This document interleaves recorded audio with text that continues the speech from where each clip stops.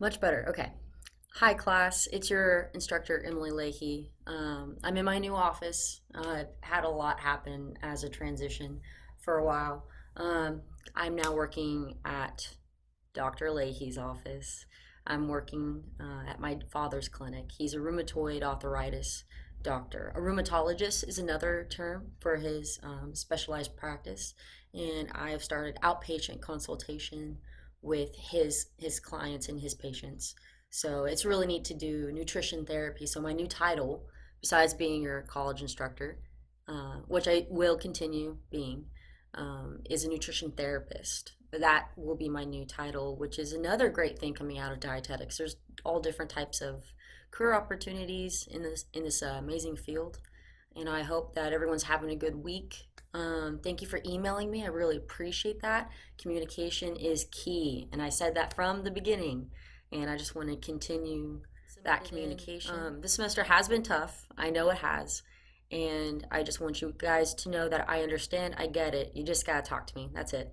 So I'm waiting on a couple other diet assignments. What I've noticed is everyone's really different. I could tell some people were really hard on themselves. Some people in their diet assignments were really like lighthearted and kind of made it funny. I actually really enjoyed reading the diet assignments this semester. I think everyone really took in, not everyone, but I think most of you this semester really tapped into the diet assignment as something, and it's something that you can take away from the semester, knowing, okay, what small changes can I put in to meet requirements, or to ask you if you feel like you're not eating enough. My first question for you is like, well, do you feel okay? Are you going to bed regularly? Are you exercising? Are you a happy person? Are you stressed out? Things like this. These are all major factors why people will not eat enough or overeat. The real thing that I'm looking for is we're all different, and sometimes some people really need a lot more than others. Some people don't need a lot more than others. So it's just sorry if there was a glare. But yeah, other than that, you guys did great. Yeah, just keep doing the work and please communicate with me. We have case study two coming up, and this is really what I want to get to. Besides, briefly talking about the diet assignment, because again, I want everyone to know you did excellent. It's good to just be self-aware, and I really hope that this course has just brought an enlightenment. And trust me, if you feel good and you're happy, and MyFitnessPal says you're not eating enough, eh, whatever. As long as you feel okay, because MyFitnessPal doesn't know you. It may know what you eat and how you exercise, but I mean, you gotta think, okay, what's my genetic background? What is my ethnicity? Like, do I work outside? Do I work indoors? Am I behind a desk all day, or am I lifting things? Like, there's so many factors to consider, especially if some of you are student athletes. That's something to think about too. There's so many things to think about. So I hope we covered the diet assignment pretty well. Again, I'm waiting on a few more students, so please get to that to me ASAP before the end of the semester, because I really don't want to put in zeros. I really don't like putting zeros in for anybody. I want everyone to succeed, That's just how I am. So case study two is coming up. So we have our case study, right? Mr. Delgado, that's, I think, the best way to pronounce it. Mrs. Delgado is a 19-year-old married primigravida. I always mess up this word. Primigravida, and I believe I want to make sure I get this right.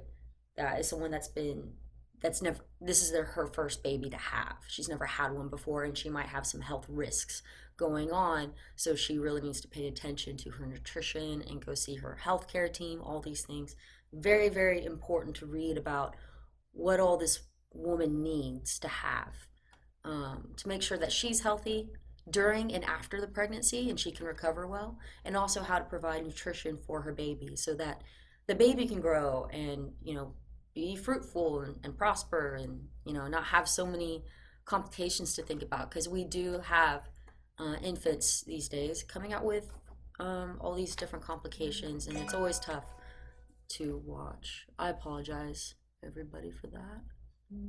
Put that on silent. And so Also, during her initial review, Mrs. Delgado indicated that the pregnancy was unplanned.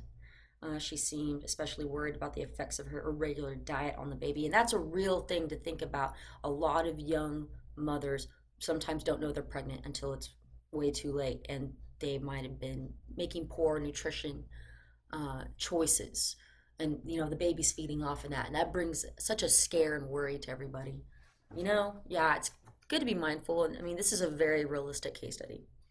As college students, she and her 21-year-old husband had erratic meals dominated by junk food. Mrs. Delgado's 24-hour diet history revealed an inadequate intake of dark green or red, yellow, orange vegetables and milk products, as well as meat or eggs and citrus fruit. Think about that in this case study when you answer the questions. Think about, okay, this woman has not eaten enough fruits and vegetables. It's not in her mindset to do that. So she has to make some lifestyle choices because fruits and vegetables and milk products are incredibly important for a pregnant woman. Very, very important. So different, many natural nutrients, essential nutrients are needed from those sources alone. And I like how they specifically targeted dark green, red, orange vegetables. Very, very important. A lot of vitamin K, tons of vitamin K. Vitamin K is very important. Unless you're on blood thinners, then vitamin K is not all that great. You see the twist right there? Everyone's different. So the couple realized that these types of foods were an important part of a nutritious diet, but felt inexperienced as cooks and lacked the time and money to prepare healthful meals every day. Again, everyone goes through this. I get this. At the end of the initial counseling session, the registered dietitian told the couple about a series of prenatal group classes conducted by members of the clinic's perinatal health team, including sessions on pregnancy, labor and delivery, and the care and feeding of the infant. These are attended primarily by a mixture of experienced parents and young first-time parents to be and are offered as a means of introducing practical aspects of pregnancy and parenting. The Delgados attended every prenatal group meeting and kept all consequent diet counseling sessions. Their food choices improved in time. Mrs. Delgado's weight gain progressed normally to a total of 13 kilograms, so about 28 pounds. She gained about 28 pounds by the time of delivery. That's a very healthy weight gain, very healthy weight gain. The Delgados had a healthy 8-pound, 13-ounce baby girl. It's a good sized baby girl right there. That's a healthy baby. And so going through the questions, number one, what health professionals ideally should be included on the healthcare team caring for Mrs. Delgado. Describe the significance of each role to the outcome of her pregnancy. What are the roles of Mr. and Mrs. Delgado? So it's not just working with a health team and what their roles are, but where did the Delgados fit in all this? Like, do they need to meet certain requirements? Do they have access to their doctor to call or to get in contact with? What are things that Mr. and Mrs. Delgado have to do for their home environment, their work environment, just to prepare for the baby and make sure that the pregnancy goes well? So think about those things, and again, read your chapter. This will help you a lot. Those are some specifics I'm looking for. Number two, the nutritional deficiencies what nutritional deficiencies would you expect in Mrs. Delgado's diet? What practical problems would you expect her to encounter in attempting to improve her diet?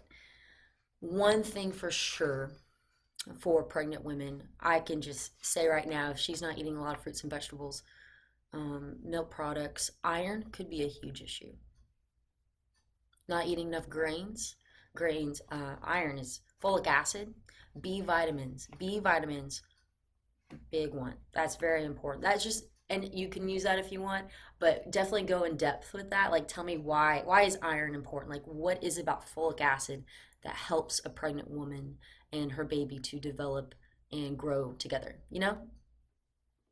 So be specific. And there's other nutrients you can think about, other deficiencies that Mrs. Delgado could be having. She could not even be eating enough protein. She'd be over consuming on fat intake, which is, fat's always important, especially healthy fats, but that doesn't mean that's the only thing that we can survive on. There's other things that we need through a balanced, colorful diet.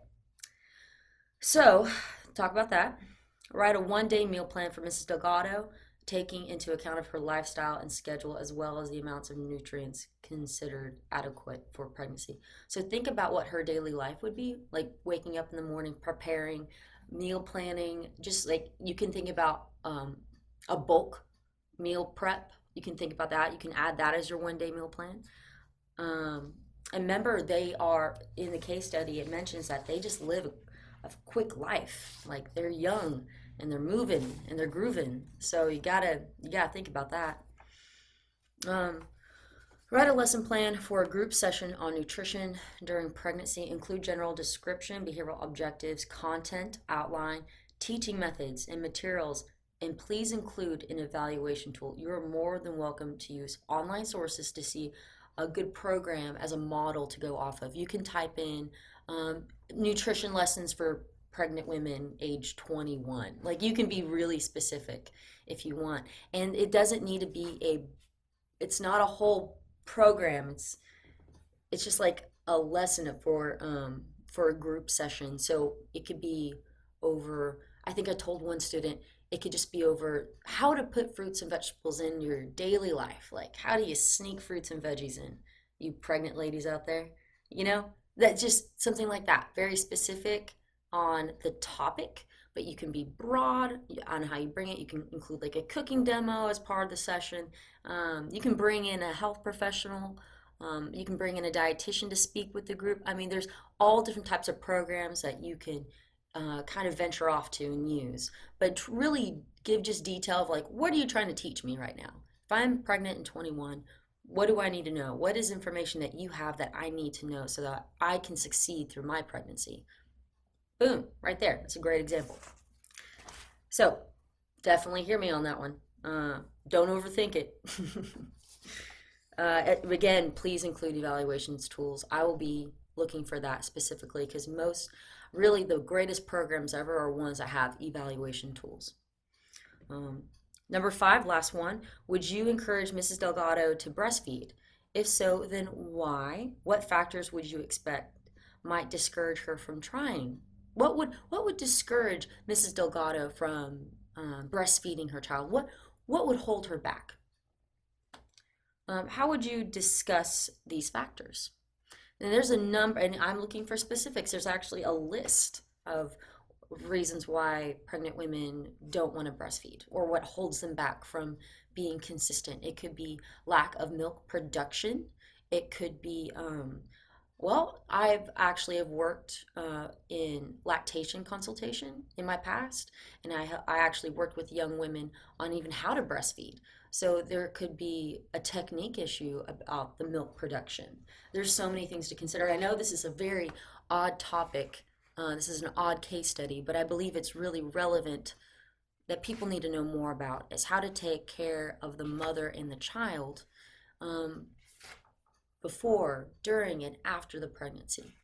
It's all very, very important. And we're knowing more now. So this case study is very enlightening, especially if you're trying to start a family with your loved one. You know, there's just things to consider. So think about those factors on number 5. And please tell me what is in breast milk that is so great for a baby. Discuss that. What particularly is important about breastfeeding a child? What is different between natural breast milk versus instant baby formula? Tell me those factors. Easy answer right there. But it's important to know. So please research that. Again, if you use online sources or anything outside the textbook, please cite your sources. If you do not, that's called plagiarism, and that's not good in college. You can get caught with that real quick. And I know that you guys are in my course and you plan on transferring to bigger universities. It's important to start citing your sources always because you're gonna have professors that will not accept your paper. So please turn in everything on time, and I hope everyone has a wonderful day. I'll hear from you soon, and yeah, bye.